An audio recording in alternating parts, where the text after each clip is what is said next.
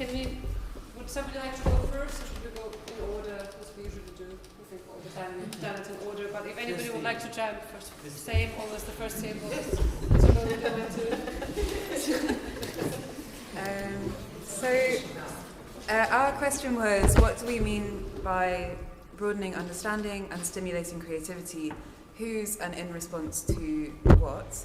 And we were talking kind of, so these terms, broadening understanding and stimulating creativity, relate quite specifically to the UK academic context, right? And how you prove that you've had an impact on people. And so we were kind of, I suppose, partly complaining, right? Or analysing, right? Why there's like quite vague and difficult to prove things, like especially broadening understanding, where we talked about the difference between understanding and knowledge, and whether we necessarily want to like broaden understanding, or if there's some kind of I don't know, like challenge that we want to pose to pre-existing understanding, and I don't know what else we say.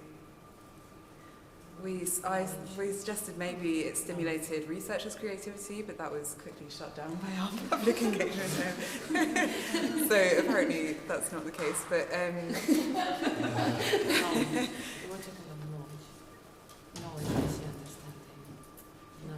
right. So maybe what we should be aiming for is to kind of share knowledge rather than kind of aim at understanding, given that it's so vague, right? And then, you know, like stimulating creativity, perhaps that's not necessarily an easier thing to do, but something that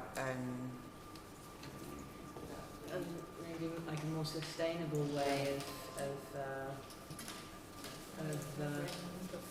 a more sustainable way of having an influence, or you know, having a relationship with a broader public is by communicating a set of practices rather than a body of knowledge. Thank you. Thank you. No, this is group number 2. This is group number 2. Our question was, what does it mean to inform policy? Who is listening and what motivates their desire to engage? And we started off with the question, what mechanisms do we have at all in order to influence policies, and kind of continue discussing about the ways that can happen. Like, for instance, policy papers were mentioned, but then we quickly proceeded to discuss the way selection committees, as far as I understood, the committees of British members of parliament who are responsible for certain policy making are welcoming sometimes certain advices. Doesn't mean that they will take that into consideration, but at least there's a certain kind of interaction with the wider public that takes place. And how do they function? What is their logic?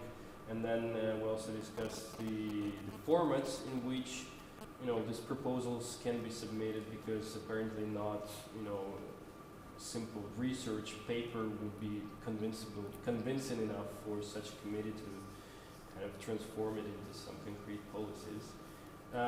Not every research can also influence policies, so it's kind of naive to expect that each paper, each scientific paper can somehow contribute to that. And some kinds of research are simply not destined, even though it doesn't mean that they do not inform policies in a larger context if we take, engagement with the wider public.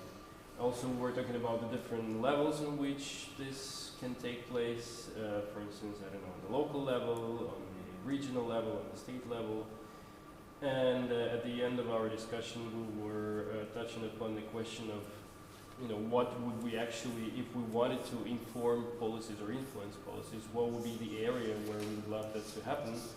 And we were discussing the issue of access to sources of knowledge. So, to which extent could we kind of encourage these policymakers to invest more money into providing more access to sources of knowledge to the wider public? this. But just to add to that, because actually your contribution about that local level was about getting people in the room and getting people who are involved in government and policy to hear and exchange knowledge as a less formal way of influencing. Thank you. Very remorseful comments. Is public engagement a response to the failures of governmental politics? What is its relationship with broader structures of power?